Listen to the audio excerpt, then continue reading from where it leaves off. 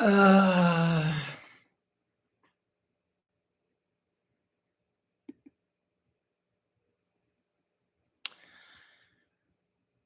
Hello? Well, it looks like my microphone is working. I mean, it's lighting up.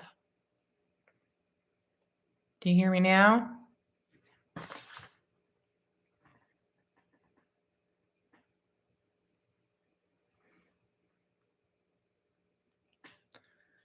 So no, I'm just going to wait until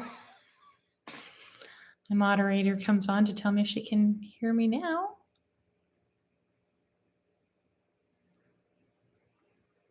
Because my little screen says that my microphone's working. It's lighting up.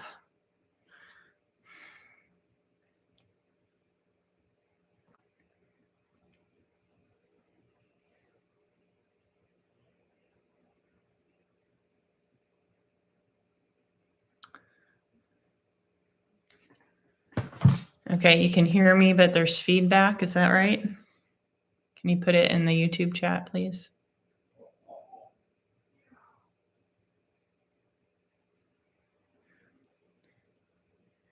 All right. Is there distortion when you hear me?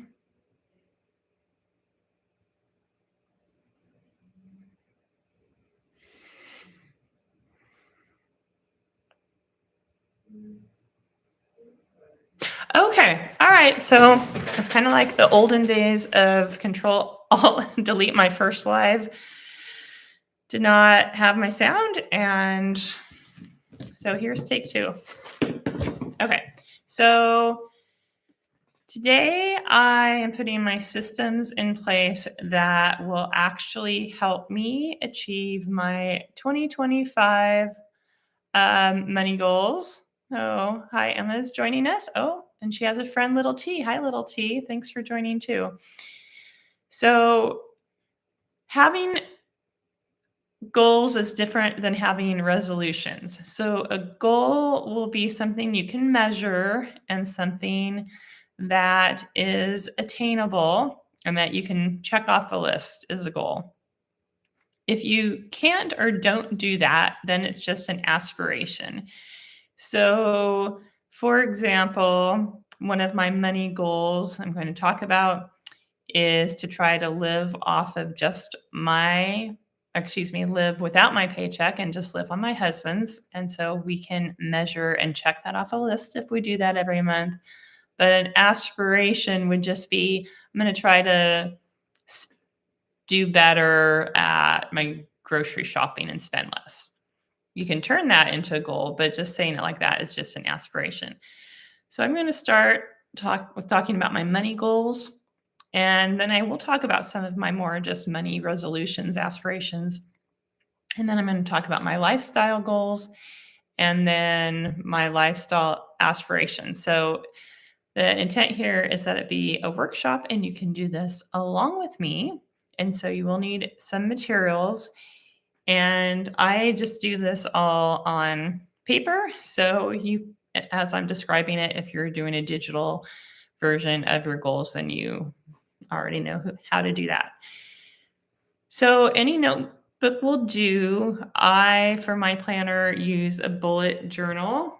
And this was last year's bullet journal. And I didn't fill it all the way up, partially because I didn't get so great about using it for my calendar, just my goals. But I just filled that out.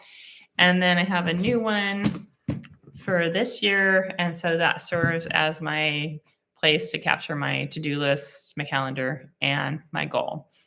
And bullet journals are a little expensive for just a notebook, but I think they're pretty reasonable for planners. Planners can be very expensive.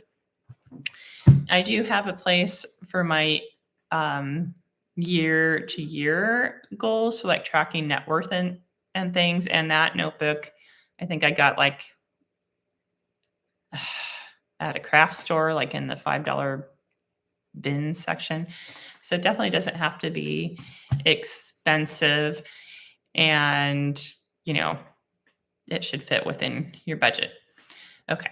So I do have a video outlining all my 2025 goals. So today I'm going to again make pages in my bullet journal so that I can track those goals.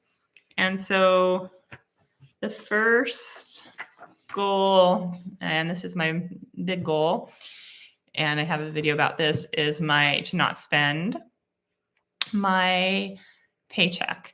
So that doesn't necessarily mean that I will save all of my paycheck. It can mean that I'm giving to charity or helping people I know personally in my life, but I'm not trying not to incorporate that into my budget. And this is one that I did set for 224, but wasn't really so great about monitoring and tracking it. But I've tracked that in November and December, so I'm on a good little streak here. And these are pre-done because this is my second live attempt. But my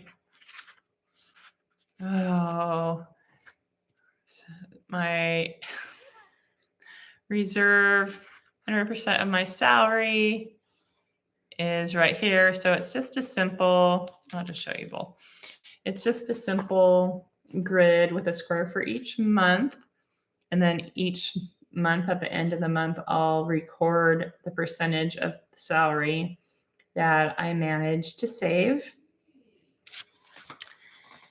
And again, well, not save, to not incorporate into our budget. So that might go to extra savings, extra investing, and to help other people, whether it's people I know or an organization. And then my other big 2025 money goal is to save every month 525 into my simple simple IRA. And that's associated with my business. That's kind of like my version of a 401k for a small business. So that was a goal last year as well. And I did not do so well. If you look at my 2025 recap video, you'll see I did not do so well. And part of the reason is because I just ended up investing in other vehicles. But I want to make sure that I invest a total of $6,300 into my simple IRA. And so again, that's the one in the all green. And I'm just going to record each month how much I do manage to save. And you'll notice that these are big goals. So I believe in a planner, the bigger the goal, the more physical space it should take up. So those are both pretty big goals. So I think they deserve big space. And in addition to writing the percentage or the amount I saved, I can kind of reflect on why I was able to meet that goal, which will hopefully be the case. Or I can reflect on why I did not meet the goal and learn from that for the next month. So what are your money goals? Those of you watching, if you have any money goals for 2025, go ahead and drop them in the comments, or if you're watching the recorded version, you can do that too, if you care to share. Okay, so my next goal, I'm never sure whether to call them sinking funds or emergency funds because I really do a hybrid. So I have a savings bucket for my car. Now, that savings bucket might be used for unexpected maintenance or an emergency of some kind that insurance wouldn't cover, or that would pay the deductible of the insurance. We have a 2014 Highlander. So it's 2014 Pro. It's a Toyota, and those cars last a long time. We've had many others, and none of them died of natural causes, so to speak. So we take good care of them. This account isn't for like smaller repairs, like replacing one tire or for maintenance. This is like something like if the transmission went out, and we need a big chunk of money. So in that sense, it's an emergency fund, but we've never had big, huge surprise repairs really for our Toyotas before. So we're hoping that doesn't happen with our current Toyota, but it definitely could. So we'd use it for that. But hopefully the money will just kind of sit there and accrue because we won't have unexpected repairs. And then we can just use that money that accrues to buy a new used car. We always buy used cars. Or, at least a down payment towards a used car if we don't save enough that. So that's the car fund. And right now, my kind of 2025 goal for the car fund is $200 a month.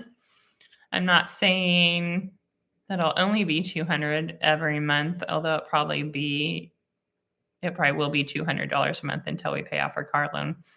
But it'll at least be $200 a month that we save into that fund. And we for sure at least want to have, at least our deductible in there. Okay, so that's the car fund.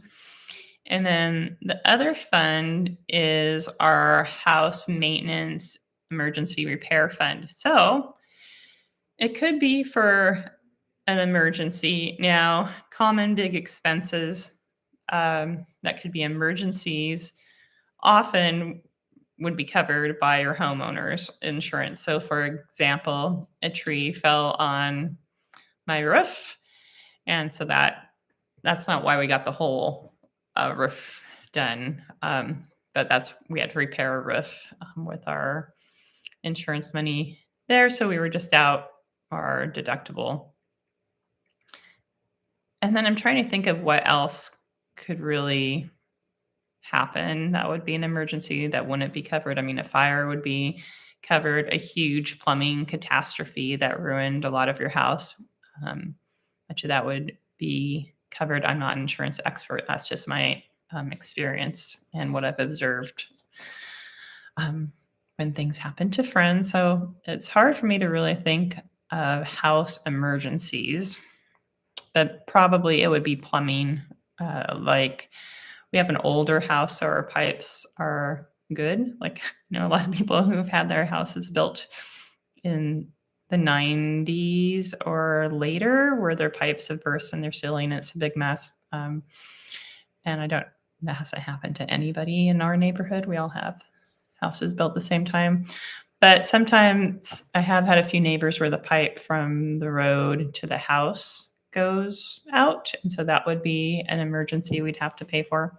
So if you have other emergencies you can think of that aren't plumbing emergencies and wouldn't be covered by insurance, let me know. But anyway, so that money could be used for a house emergency or to pay our deductible on a homeowner's claim. But mainly I see that this money would be used to upgrade our house.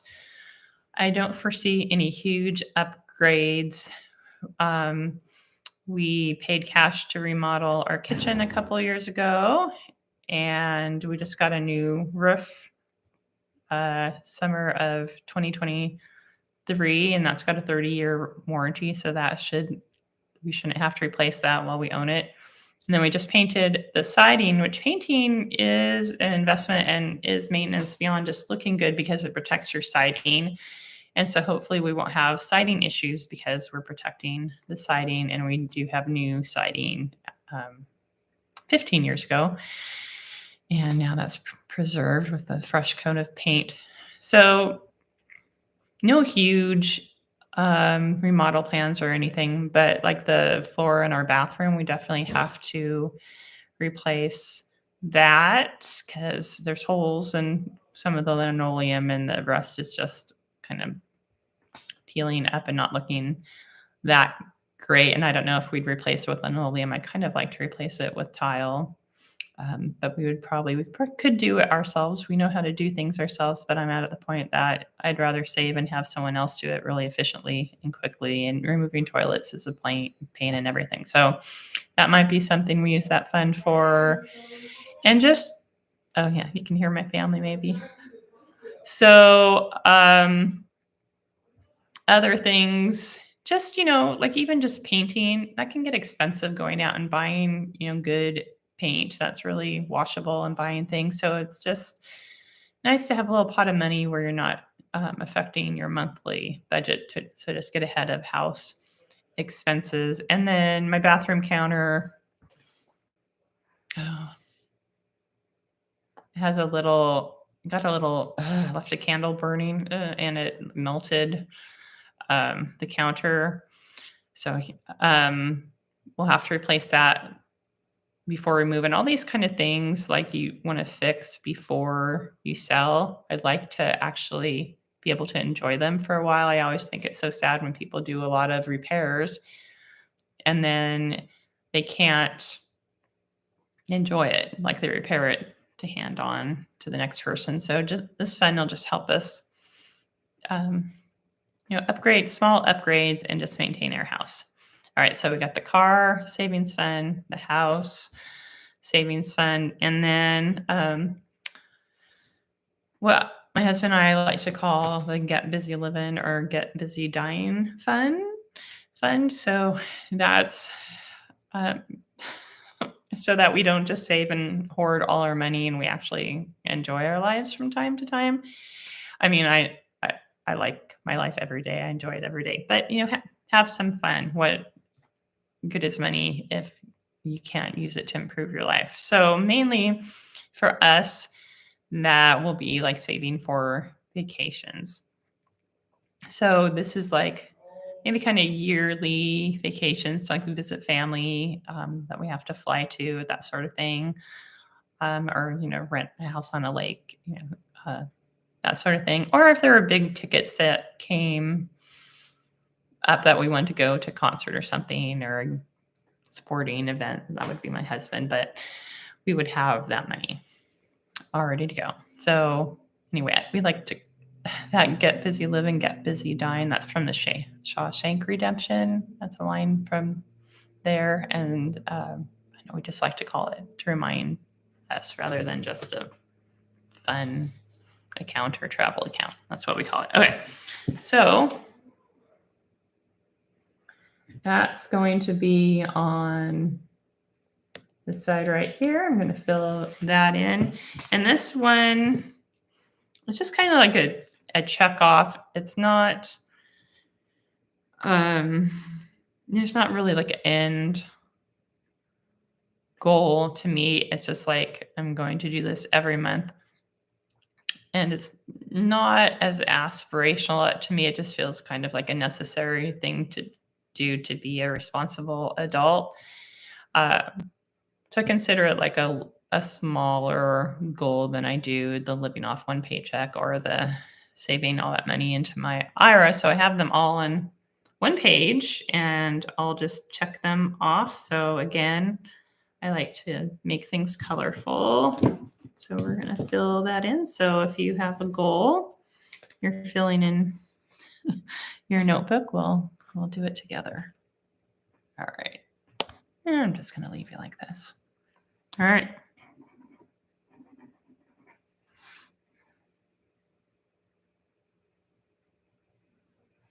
So the title of this page is just Save, really fancy, Save in Funds Monthly.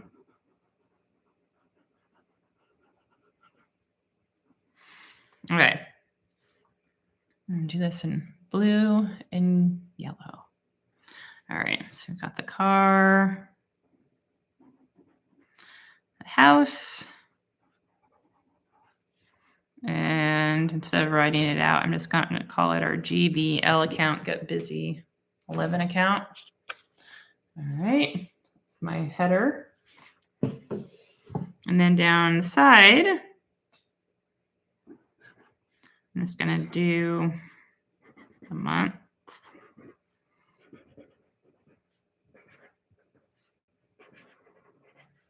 So let me know in the comments, do you prefer paper tracking for your goals? Or are you digital? Okay. So there we go.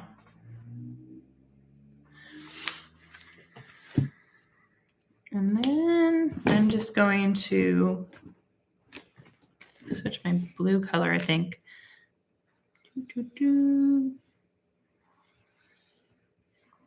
So I'm just going to write in every month the actual amount, and I'll do this at the first of the month because I do believe you should pay yourself first. So I'll do this at the first of the month and record it.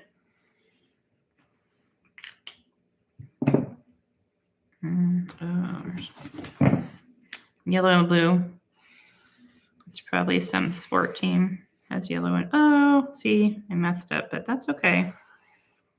I'm gonna let my Virgo perfection get in the way. And I do believe in either using a ruler to make straight lines or just saying, I'm not making straight lines. I'm intentionally making wavy lines. That's the look I'm going for. So that's what I did here. And see, 2 blues in a row, but that's life. and it won't affect my progress. So what I'll do is I'll just write in, oh gosh, it's going to be hard. Okay. I'll just write in the car amount that goes into my car, and then the amount that I put in the house account, and the amount that I put in my Get Busy Living, Get Busy Dying account. Okay. So I'm still on my money goals for 2025. And like I said, I have a video about that. But I have another category called other investing. So I've been in the habit, it hasn't been in a goal, but I've been in the habit the last year of putting $100 into our public stock accounts. Public, it's like Robinhood or the other apps. That's just the one we happen to use where you can buy like portion of shares and with low fees for buying and selling, although mainly we've just been buying. So what I did is I looked at how much we put into that account, the public account, how much I put into my Roth IRA, because I'm trying to put more money into our Roth IRA, because that way we don't have to pay taxes when it comes out. Again, I'm not a tax expert or a financial advisor, you know that. But that's the difference between the Roth. Like you've already paid taxes when you put the money in, and in a Roth IRA, it just grows tax free, and then you can pull it out and you don't have to pay taxes. So I'm trying to put more money in there. Also, you know, if you get an urge to buy individual stocks, well, I'll speak for myself. I'm not giving you advice, but when we buy individual stocks that are more risky, putting in a Roth is a good place to put that. Or if you're buying stocks for the dividend, it's good to have that in a Roth because, again, you're not paying tax on those dividends. So again, this is advice. This is my thinking, why I do it. Okay, so other investing, I set the goal of $10,241. And how I set that goal is I just looked at how much I put into my Roth IRA and how much I put into the public account last year. And I just raised it 10%. Now, this is really going to be a stretch goal for me because part of the reason I save so much in these investing accounts is because I wasn't putting as much into my simple IRA, which is like my business retirement account. So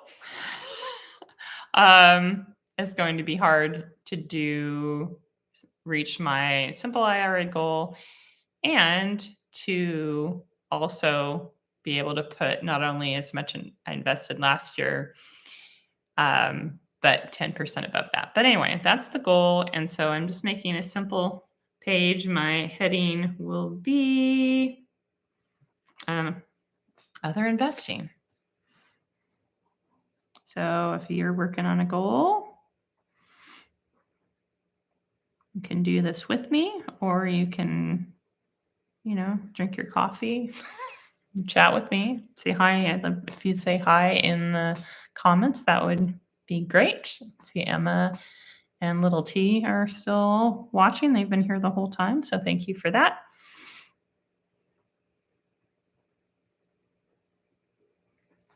Okay.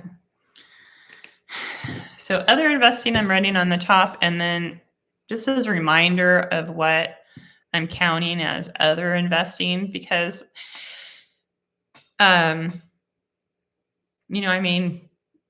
forget by the time I record this at the end of the end of the month, I could.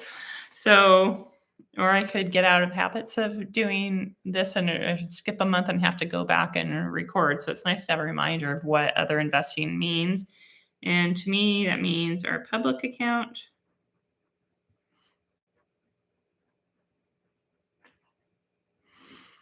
and my Roth IRA.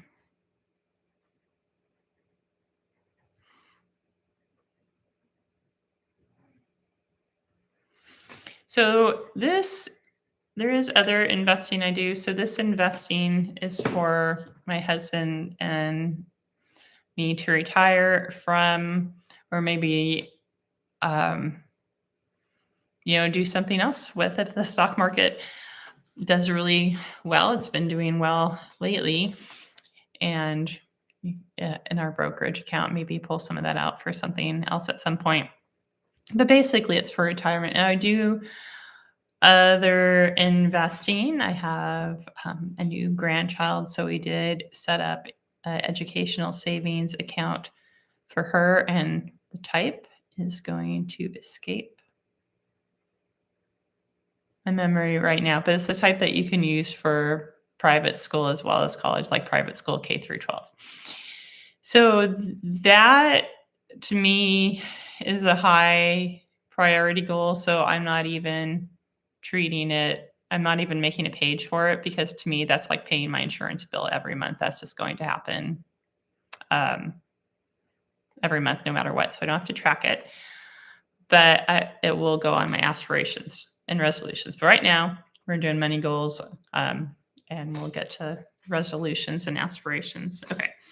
So I'm just going to fill this in with 150 increments. And when I get to the very bottom there, I'll have more than met my goal. So I'm just going to do that in pencil. So do you have any particular investing goals?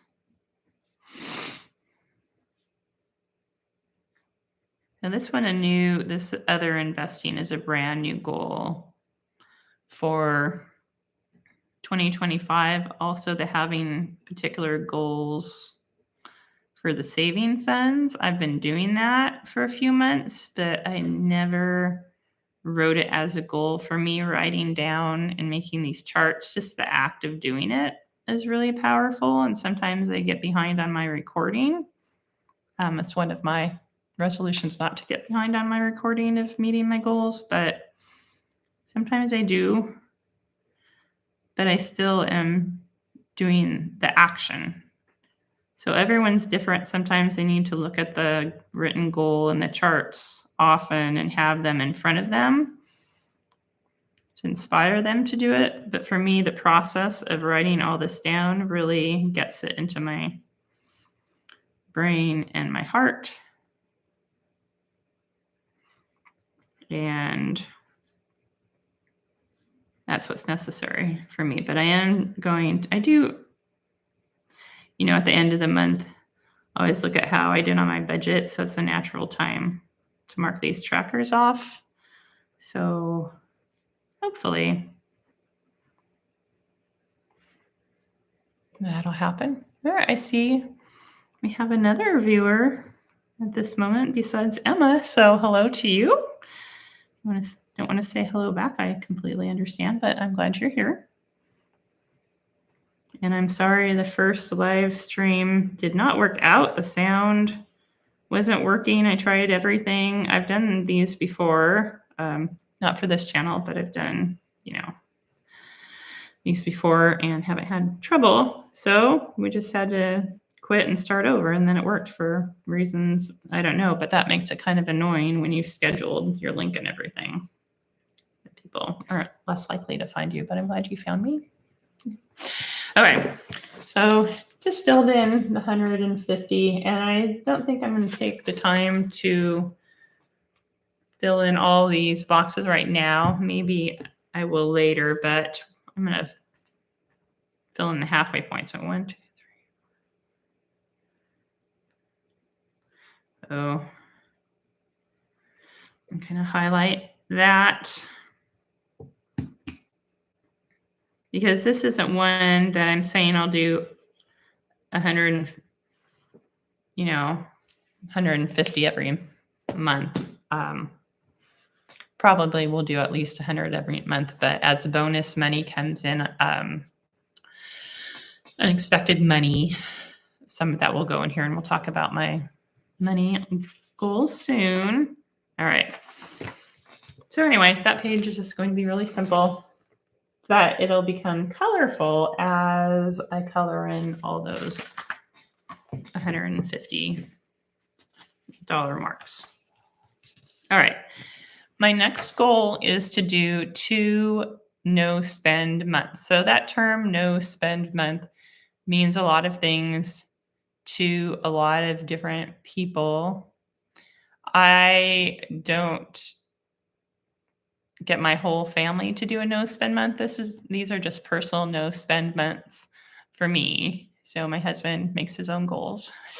And he's not really, he doesn't spend a lot of money anyway. But for me, no spend means, and I'll link in the recording to my videos on my no spend month and everything. But to me, generally, it means like no eating out, no convenience food, no coffee. Coffee is out, no clothing, no new toiletries, no clothing, no home decor. So basically it's no food beyond groceries and no buying of things.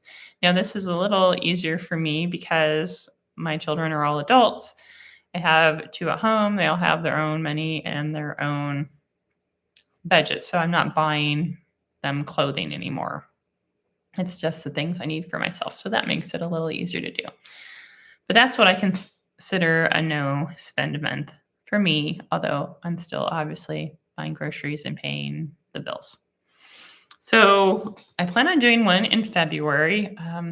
One of my viewers mentioned that's a month that they do a no spend month, and I think February is great because you're out of the holidays, kind of into regular life, but it's pushing you. I don't know. I think sometimes setting a goal outside of January is good because it forces you to carry your resolutions of not spending as much money and kind of reinvigorates you in February, which is often a time when people are actually feeling like giving up on their on their goals and resolutions. So I think February is a great time. So I'm borrowing her idea. I'm sorry, I don't remember who it was, but that got me thinking. Okay, so February is going to be a no spend month, and then November, and I did it in November this year, and that's also just seemed to be a good time, helped with the humdrums of rainy fall in the Pacific Northwest. So I'm going to switch colors. I'm going to switch to my wedding colors, purple and green. All right. So 2 no spend months. It's going to be as my simple heading, 2 no spend month.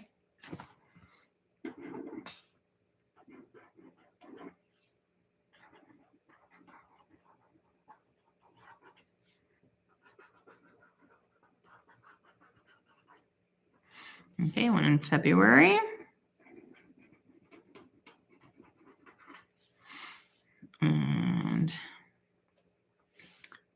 November.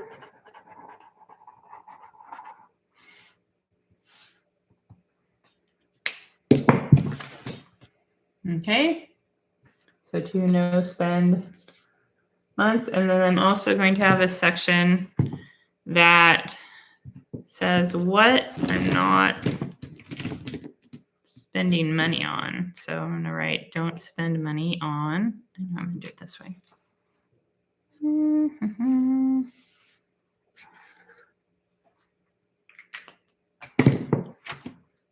I'm not going to write that now because I might reflect. I might want to challenge myself more or less by the time we get to February.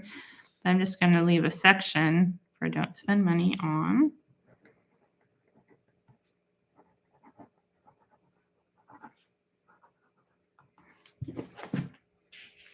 Okay, so don't spend on. And then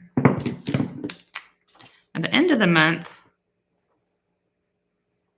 I'll record how much I save. So the way I calculate how much I save during a no spend month is I have my budget. So my budget for February for flexible spending will be the same as January. My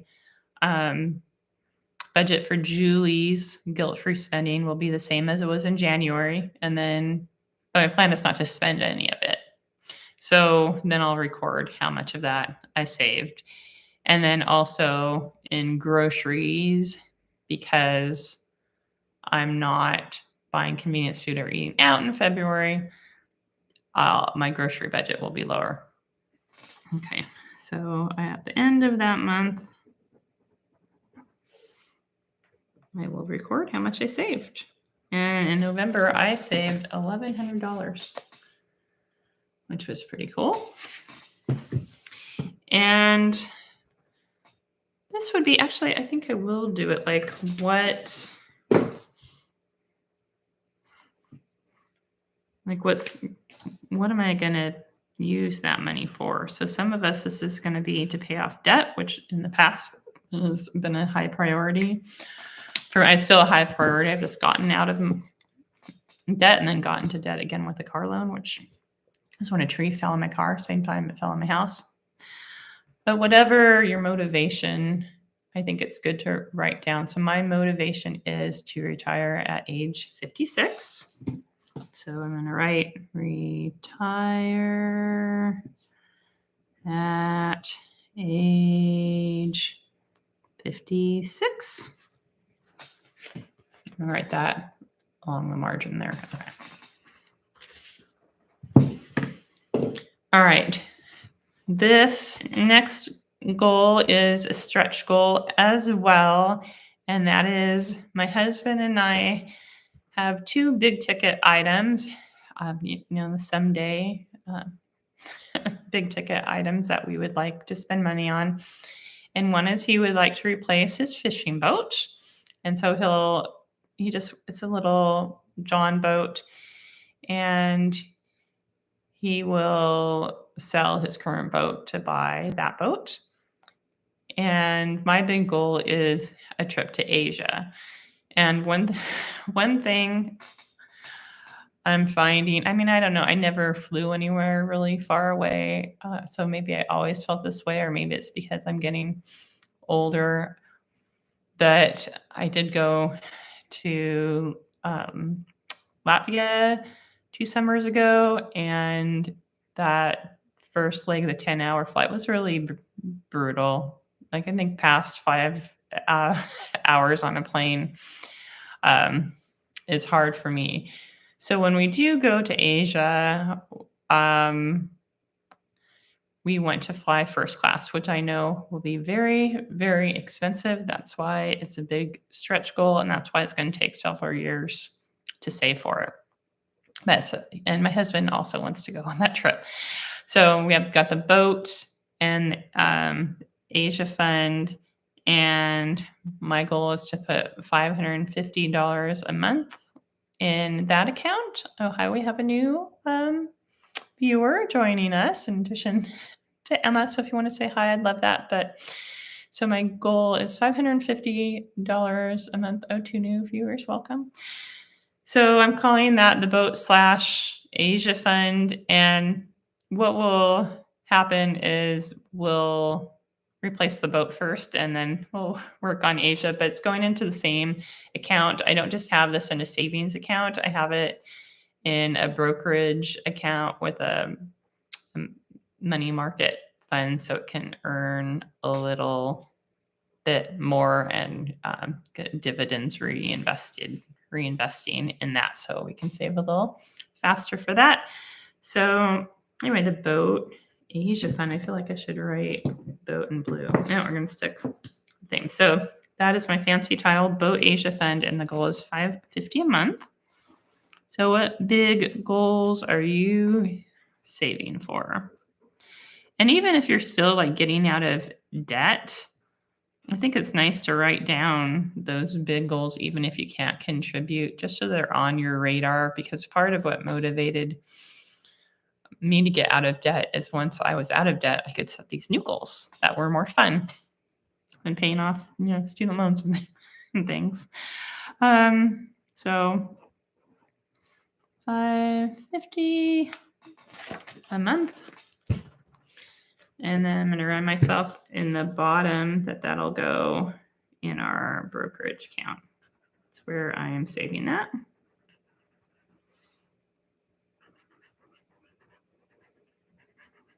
And again, I'm going to go with the wavy lines so that I don't have to be perfect here.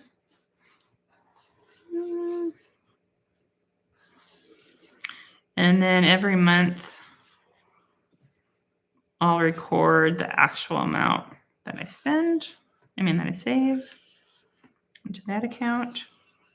Because hopefully, actually, it'll be more because of the money rules I'm setting. So hang tight for my money rules. But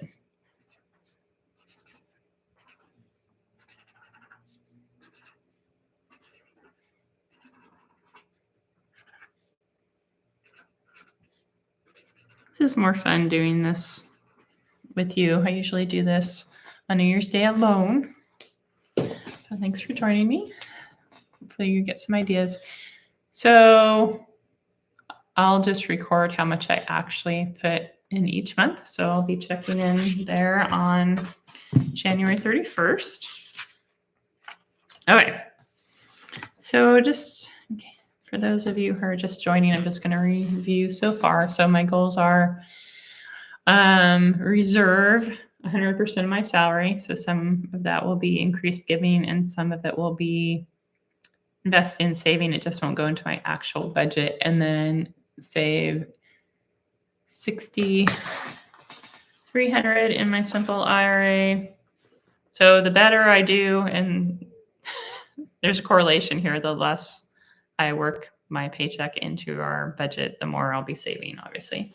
All right, and then our goals for saving into our monthly funds. And then over here, and then other investing, we'll just color that in.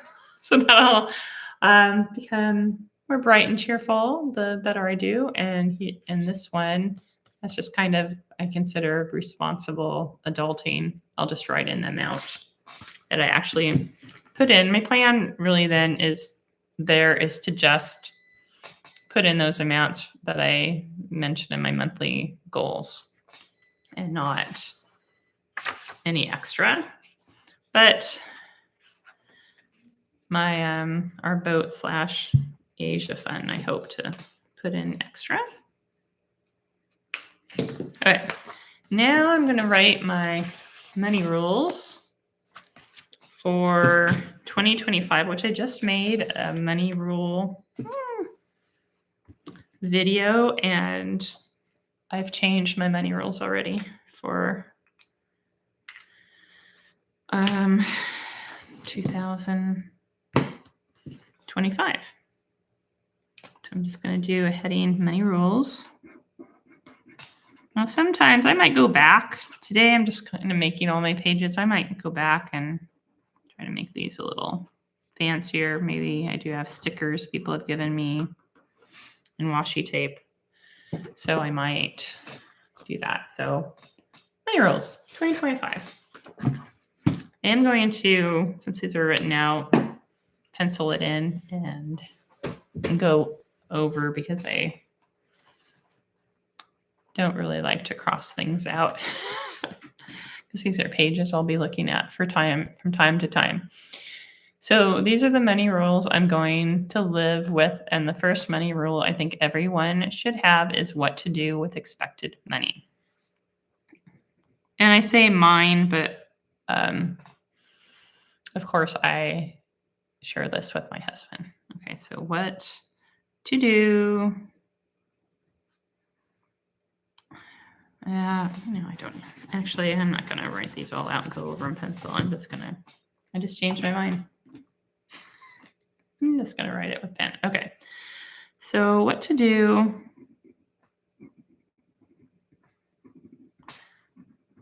with unexpected money. And so this could be anything like you find $20 in an old coat in the closet and you weren't expecting to find that $20. Or it could be you get, like, sometimes you're involved in these class action lawsuits, right? And you don't even really remember that you are, and you get a check in the mail. This just happened to a friend of mine, got a check in the mail for $52. Wasn't expecting that. So that would be unexpected money. My favorite unexpected money I ever got, and it could have been expected if I was paying more attention, but we weren't expecting it. So it was unexpected money, was when I had my daughter, and the work we were doing, we were in college, but my husband was commercial fishing, so he kind of got all his money for the year at once. And then we prepaid for her birth, but then also insurance, when she was actually born, covered it. And so it's been a while, but basically we got 10% of her birth back because insurance actually paid for it all, even though we had prepaid it. So we were young anyway. But I ended up getting like 300 and something back. So I like to joke that we were paid to have my daughter, but it was just a refund, but we weren't expecting it. So that could be a very unlikely source of unexpected, but could be, you got a bonus you weren't expecting, or a bigger bonus than you were expecting, or you got some extra work or a side hustle, any kind of extra money that doesn't go into your usual budget. When you get that money, what are you going to do with it? Because otherwise you could just, it could disappear into the cosmos. You just buy, some extra stuff, eat out more. It's good to have a plan for that. So my money rules this year are going to be 40% into our Get Busy Living or Get Busy Dying account. And something to know about me is that we have lived very frugal lives as two teachers, and we're getting old, and not super old, but eventually we're not going to be able to move, like we used to, and presumably our health will deteriorate. And so we do want to start spending more money to do things that my husband and I just want to do. And it was fun. We love doing things with our children, and we still love doing things with our children, but also, we want to take vacations and things on our own. So we're still prioritizing that with the unexpected money, in addition to the money we're already budgeting each month for usually travel. I mean, sometimes we see a concert every once in a while, but most of the things we like to do are free. All right. And then 25% to investing. So again, that's an addition to our budget for investing, just an extra 25% of unexpected money. And so usually for us, that comes in, we don't budget. My husband gets money because his classroom's bursting on the seams, so he gets some extra money for that. But we don't count that in our budget because that could go away, tomorrow. And then also I teach professional development, teach other people how to be Montessori teachers. And so I considered that extra money because that could go away at any moment. So 25% to investing, 25% car loan, and 10% for giving. So in my budget, and I don't share my numbers for giving because I kind of, my faith demands that, not to let your one hand know what the other hand's doing when you're giving. So I don't share that, but we do give, and then this would be extra on top of my monthly budget for giving. And we give to our place of worship, but we also give to other charities, and we give to people we know that need help from time to time. All right, but that's a change in my money rule. I was really reflecting, and this has just been a really big change for me lately since we paid off our mortgage, and we're out of debt except for that small car loan. Our lifestyle hasn't crept up. Really, the only area it really has is eating higher quality food. Grocery shopping. But we haven't had a lot of lifestyle creep. And where was I going for that? Oh, so I've just been feeling very fortunate that we can save in all these ways. So when I was looking at my money rules, I was thinking, I think this good response, being a good steward, would be to share my money that is unexpected to share with others. So that's a new approach to my money rules. So anyway, what to do with unexpected money? And everybody, I think almost everybody has some. Like even I said, if there's $1 under a cushion, All right, so that's my first money rule, what to do with unexpected money. And then, let's see, what other money rules do you have? Oh, this is a money rule. I could put this in another section, but this is a money rule that I just started this month. Part of me having a rich life is spending money on the things I value and not spending money on the things I don't. And I don't value spending time shopping. I don't like shopping. There was a time when I loved going grocery shopping, and I was in that, gathering phase, and it was great, and the meal planning and all that. And I just enjoyed the process. It was a necessary process. And now I just really don't like grocery shopping. And so I do Instacart quite a bit. And things were getting, I know because I compared when I didn't do Instacart at Costco to when I did go to Costco, that definitely I save money doing Instacart because Costco is so tempting. And so there's something about grocery shopping that gathering instinct kicks in. So I'm best just to make a list and do it online, and I'm just not tempted looking at the screen. Maybe some people are. I'm not.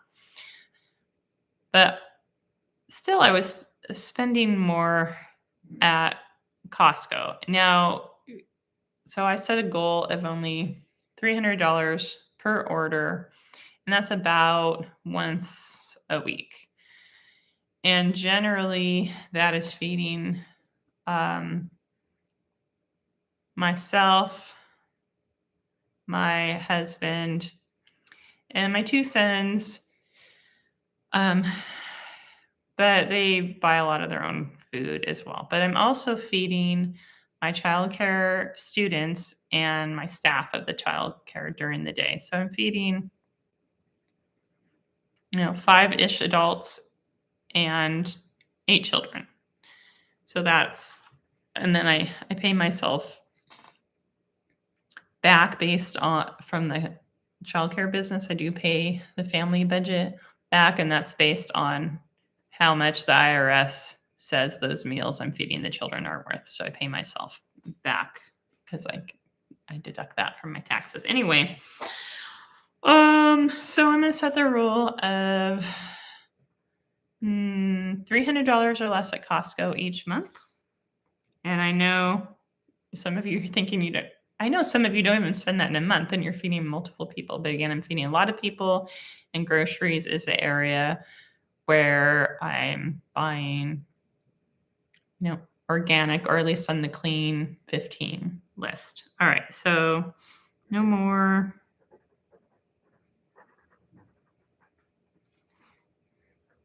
$300 at Costco.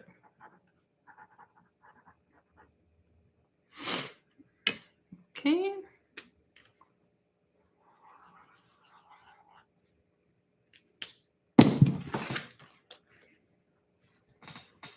All right. So those are really, so they're different than the tracking of the money. They're just rules I'm setting for myself. I mean, there are a lot of money rules I have, I guess, but they're just so ingrained in habits, I don't even write them down. Like buying used cars would be a money rule, for example. Okay. So those, again, are the 2025 goals and the rules. And now we're going to get on to money aspirations. So aspirations or resolutions are things that you could track, maybe some of them, and some of them for me are just things that are already a habit and I don't really need a tracker or to write them down, or it's not really a change. But I do like to record it. So when I do go in and look at the trackers, which I guess the aspiration is to do my trackers. Ooh, I should write that down. Do your trackers every month.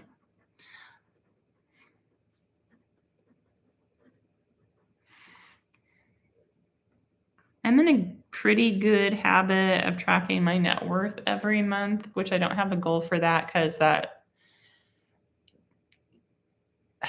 there's so much that's not within your control for your exact net worth. So I hate to get into the numbers because it's, your assets minus liabilities. So your house value can fluctuate a lot depending on where you live from year to year. And also we're heavily invested in stocks that can go up and down. So I don't want a goal should be something, you have control of. So I have control of how much money I put into the stock market. I do not have control over my net worth because I can't control how that does. Okay. So do my trackers every month. It's going to be a money aspiration.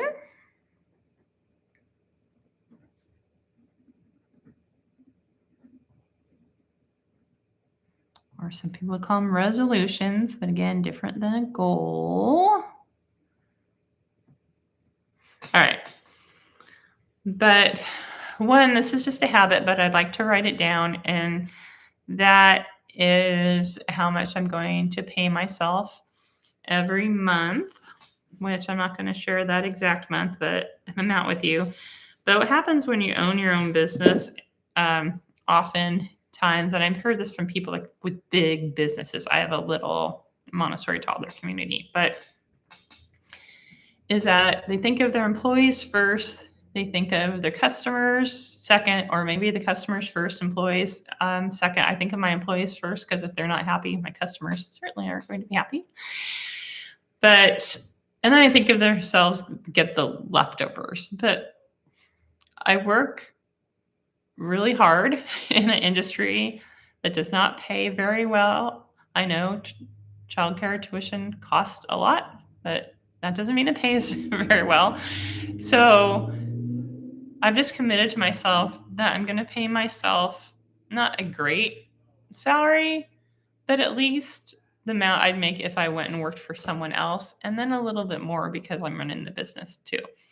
So I have that set amount, and I did really well in 2024 at actually paying myself that amount while still making the customers happy, still taking care of my employees and paying them more than they could get working somewhere else, because that's a priority for me.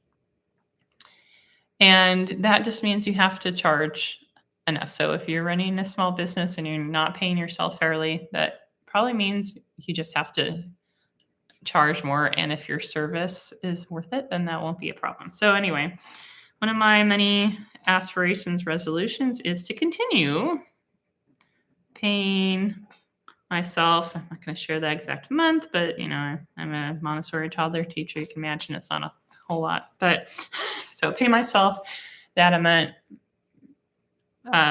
each month. Hi, welcome. There's new people. I'd love it if you'd say hi in the chat. But we're talking about money aspirations and resolutions. Okay, and another is we do have a HELOC we're paying off, and that is associated with the business because we built the school off the side of our house. So we leveraged our equity to do that. And I look at that in my mind sort of as rent. It's way cheaper than if I were renting a space. And it's just, nice for the lifestyle to just walk down the hall for work. So it has a lot of other perks too. But I would like to reduce that. So I'll fill in that amount later. So it's kind of a business. I don't get into my business finances on this channel so much. But another goal is to be slow-fi. So slow-fi is, FI stands for financial independence. So slow-fi means that you're at a point where you could stop adding money. This is my understanding. I've heard people define it other ways, but this is my understanding and how I'm defining it. The slow-fi is if you stopped putting money in your investments, that it would still grow to the point you needed it to retire when you want to. So my goal is that by 2027, our accounts will be large enough that we don't have to add anymore after 2027. And then that money will just compound and grow so that by the time we're both retired and start drawing on that money, it'll be big enough. Now, I don't plan on stopping investing in 2027, but I just want to be at that point that we could. It's just a milestone for me. So all the other goals I talked about will help us get there. And again, it depends on how the stock market does again, but I understand how it's gone through history and it rebounds and it'll be okay. Could be a whole video. But that's my goal, to be slow-fi by 2027. And again, my definition of that is that we don't have to invest after 2027, although we probably still will. And then an aspiration is to increase our net worth. I know I just said that I don't have control. That's why I don't make it a goal. But I'm just going to check in at the end of 2025 and just kind of out of curiosity see, did we increase it by 10%? And it should really be more than that. That's a nice thing about getting old. If you started saving when you're young, that thing starts to snowball a bit. Okay. Oh, and another money goal our money rule just fleeted through my brain. But I don't remember what it is. Okay. So money aspirations. Mm. Yeah, this is what happens every year when I do this. The farther I get along, the less beautiful things are. But I might jazz these up. So I left plenty of room to take up the whole page so that if I think of more money rules, then I can write them down. Or if I think of more money aspirations or resolutions, I can write those down too.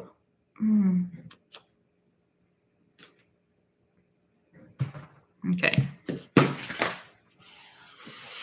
All right, so that's it for all the money talk, but money, though very important to be able to retire early, isn't the only part of my rich life. And it's just one pillar of retiring early. And another pillar of retiring early is that when I retire, I want to be in as good a health as I can. So this year I am going to do some health tracker habits. And it's very common to do, resolutions and aspirations. But here I'm talking about my goals for fit health habits for nutrition and fitness.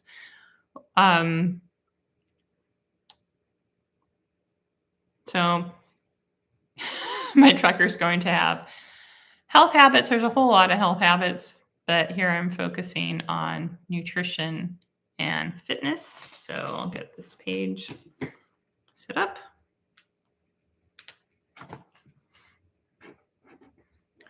Health habits. Okay, and then nutrition.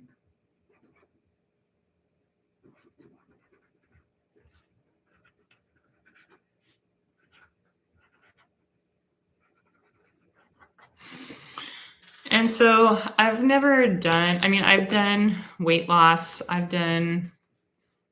After my third child, I was pretty successful with Weight Watchers for several years, and then, stopped doing Weight Watchers, and then naturally, you gain weight. And I've done intermittent fasting, and that's really my favorite, and lost weight that way. What I know about my own personality, you've got to know your own personality, is that I do better adding habits than I do breaking bad habits. What I also know about the world is if you add good, healthy habits, naturally you do better with your health, and some of those bad habits will go away. So I also know that saying I want to start 12 new fitness and nutrition goals would be overwhelming, and I probably would start to feel unsuccessful and not do any of them. So I'm trying something new this year, and that is to choose one goal for January, adding something in January to do, and then February doing a different goal. And that's my commitment. But what I'm hoping what will really happen is if you do something for 30 days, then it's considered a habit. I've heard that many sources at Atomic Habits, I think it's mentioned in there. But if you do something for 30 days, then it'll become a habit. So in February, when I give myself permission to do a different habit, and that's good for people who like novelty too, I'm hoping that really the January habit will just stick there because I'm already in the habit of doing it. But I'm going to give myself permission to let go of that habit and just do this new healthy habit and see how it goes. Now, I haven't chosen all of the habits for each month, and I'm not going to fill in which habit I'll do ahead of time. I'm going to give myself permission to choose from a list. Oh, I forget the name. There's this book. I think it's just called The Four Tendencies. I'll link it in the recorded video, but basically, are there people who do things only when someone tells them to. No, when someone expects them to. There's people who do things only when they expect themselves to. There's people who only do things if they expect themselves to and someone else expects them to. And then there's people who don't do things when someone else asks them to, or when they ask themselves even. And most of my life, I think I've been in a fourth category. Although I think people would call me dependable, but as far as goals, sometimes, especially in health and fitness area, like, oh, you can't tell me I can't eat this because now that's all I want to eat, sort of thing. And I think it really is. Again, I'll link a video about that, but it really is just the personality thing and not a sign of weakness. It's just different strokes for different folks. But that's why I'm not going to plan out all year what I'm going to do, because I don't want in April, saying, oh, she told me I had to exercise every time I ate. I don't want to do that. Like, that was January, Julie. So I'm going to give myself options and fill it in each month. But some of my options I've come up with is to drink this each day. Now, if you're a teacher, you can only drink so much water while you're teaching because you can't ever go to the bathroom. So this is going to be plenty because I'm going to be drinking most of it before or after work. I'll drink some now. So I got this with a gift card from a student. So thank you to them. They're not watching, but anyway, I'm going to drink that every day. That's my January goal. And January starts tomorrow, so hopefully I won't change my mind.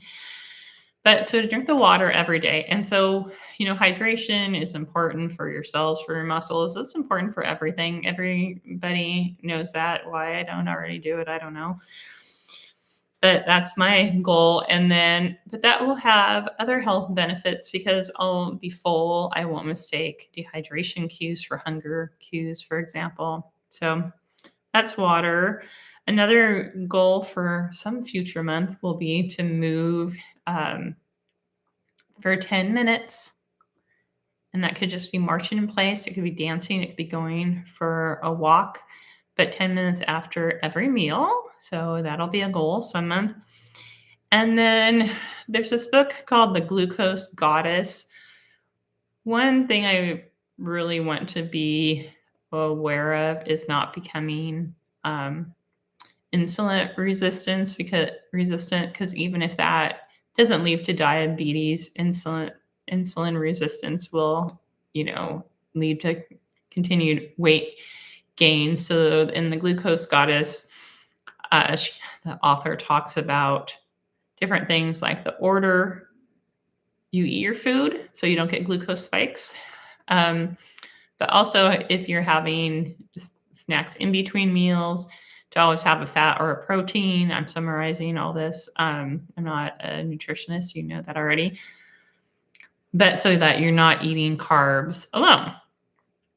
So those are the two basic aspects of what I gleaned from that book that will help me control my glucose and not become insulin resistant. I do have a home monitor. I don't mind poking myself. So I just poke myself. I don't do the little arm, whatever that's monitor, but I just poke myself, occasionally just to see, am I using up like the glucose before I'm eating again?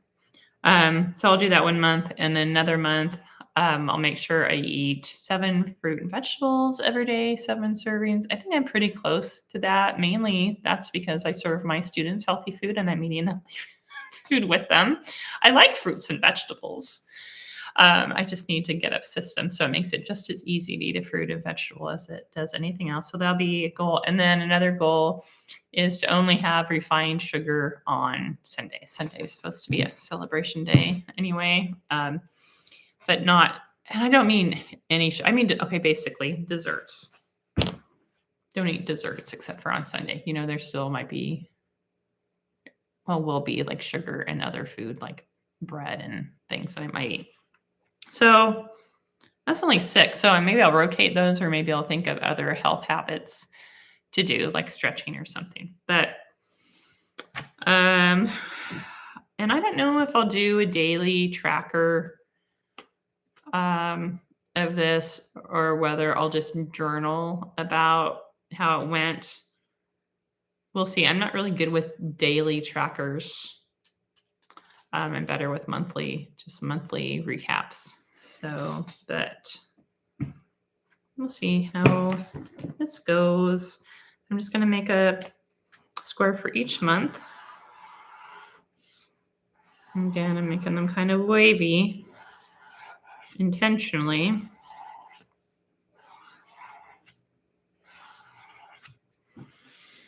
Okay. And right in each month. And so I really don't think I'll do a daily tracker of it. I mean, I'll track my water in January because it's empty and then I know I did it. But I think I'll just maybe weekly or maybe monthly, just write a little reflection on how I did. Because yeah.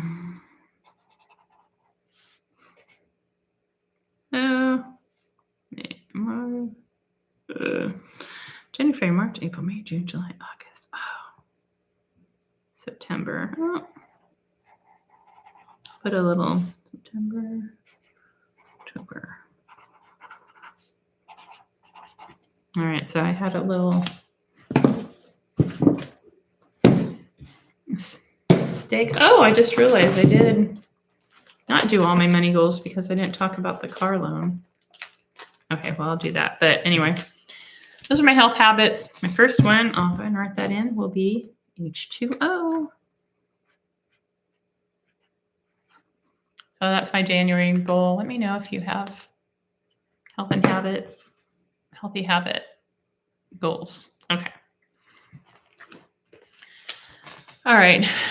The other is lifestyle and health resolutions. So these are the ones that are just more, I'm going to try to do this, but I'm not going to track it, but I still want it written down because that commits it to me so I can revisit and kind of just reflect. Some of them are just not really too measurable. I promised my family I'd end this stream at 10, and we had about a half hour of glitching getting started. So I'm not going to write them all out here, but I'll just read some of my resolutions. One is to visit my parents more. So I did set up a system for that I will at least visit them. They're in assisted living. One's in assisted living, one's in memory care. I will at least visit them every Wednesday and Sunday. And then, of course, if I absolutely couldn't on a Sunday, I would visit Saturday or Monday or something, but twice a week. But my plan is Wednesday and Sunday because then it's on the calendar. And then I can say, no, I'm not available because it's on the calendar. All right. Another is to exercise the dogs more. So I'm not going to get a tracker with that. My dog reminds me that he wants to be exercised more. And then some of that I can be exercising with him, but it could just be throwing the ball for him more, just being a better pet owner for him. And another habit I've noticed that, I know it used to be your children always went with you when you left, right? But now I'm like, sometimes I leave and I don't say goodbye to everybody. So when I leave the house, I want to make sure everyone who happens to be in the house I say goodbye to. I want goodbyes to get better in my life. Oh, and I'm not going to start anything new this year. I have things I'm finishing up. I'm finishing up a 2-year program I've been in is finishing in January. So I'm not going to right away go out and start something new because I also have another 1-year herbalism class that I'm taking that I have to finish by April. So I'm not starting anything new. I serve on a couple committees, one at a local elementary school board, and then a committee that's associated with the school board, and then a committee at my church and I work long hours and I want to spend time with my family. So I want to more just volunteer like as things come up, like, help with the giving tree at church or, help with sorting school supplies, things that come up where they just kind of need someone for a day and do that frequently, but not get on any committees or commitments and just kind of finish up what I've already got started. And sometimes I think I'm in the habit, like things need to be done, like, um, and so to avoid doing them, I make new projects for myself. So I want to not make new projects for myself and just enjoy my family, especially my new granddaughter. Okay, and then another one I have is participate in extracurricular church activities more often. So like when they have a little music night or little gatherings they have, stay for coffee hour more and just connect. I feel like I've been really just disconnected from my place of worship since COVID when everything just shut down. And then all I did was start going to worship again and not getting involved. But that's not something new I'm like committing to as far as people counting on me. Like if I don't go to spaghetti night, it's not going to hurt anybody. Nobody's counting on me. But I just want to get those things on the calendar and not go, oh, I missed Theology Pub. Too bad. I want to get on my calendar and try to be involved in those. So those are some of my lifestyle things. And then just before we wrap up, I do have, I think it's, did I write it? Oh yeah, $4,341 left on my car loan. These are printables from debtfreecharts.com, and I'll link that below in the description. I got this they were made in 2008. I don't know if that's when I bought the file. And I don't know if you can buy individual files anymore or if you have to buy the group.